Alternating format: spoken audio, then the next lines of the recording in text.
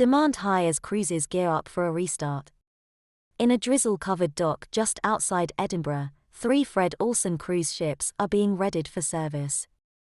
After 14 months of standstill, the paint is being retouched, the chairs re-upholstered, and the carpets relaid, ready to set sail this summer.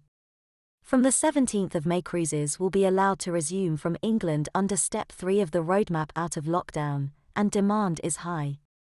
Fred Olsen says it has already sold 2/3 of tickets for British cruises. They were only launched a few weeks ago.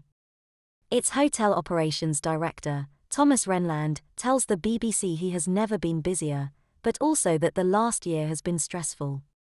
Unfortunately, we had to say goodbye to some really fantastic colleagues as the ships were not moving.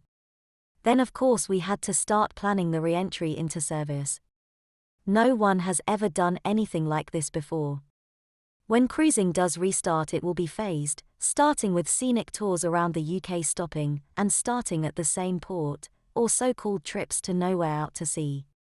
The first ships could set sail from the 17th of May from England, but the industry hopes that the other UK nations will follow too.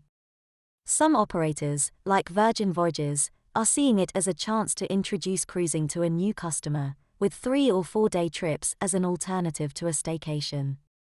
Along with testing and cleaning protocols, they are requiring all passengers and crew to be fully vaccinated before they travel on board. I don't know where else you can go to a restaurant or a theatre and know that has this level of protocols is in place, says Tom McAlpin, boss of Virgin Voyages. I think you rebuild trust by creating these protocols so that people feel safe. It's the right thing for us to do to make people feel comfortable. At the beginning of the pandemic, there were several stories of outbreaks on different international cruise liners. Bob Sanguinetti, boss of the UK Chamber of Shipping, says the industry, like the rest of society, has learned lots of lessons since then. There are now protocols for UK operators that mean all cruise passengers will need to take a test before they embark, as well as guidelines on social distancing, bubbles, and how to monitor passengers' health. I don't think it will be difficult to persuade passengers back on board, says Mr. Sanguinetti. Cruise companies are doing their utmost to ensure that risk is kept to an absolute minimum. Kathy Rogers is already booked for a cruise on the 20th of May. She stopped counting how many cruises she had been on when it passed 30, and now runs a Facebook group for enthusiasts.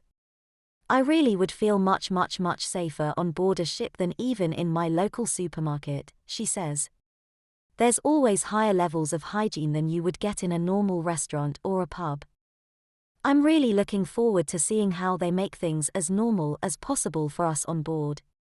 Chris and Wendy Hinnell are also booked to travel from Southampton to Liverpool in May. They don't mind that this time it will be closer to home. The fact we can't get off is not a problem, just to be able to enjoy the ship itself is the thing, says Wendy. They feel reassured by the safety measures too.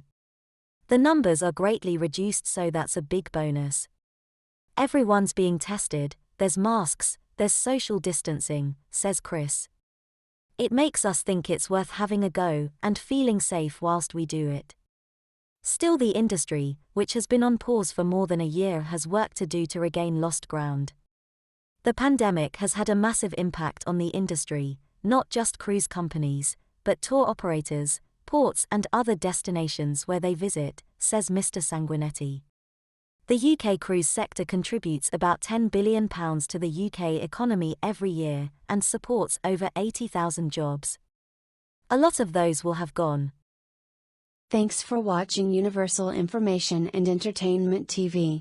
Please like and subscribe our channel for more updated videos, news, information and entertainment. See you in next video.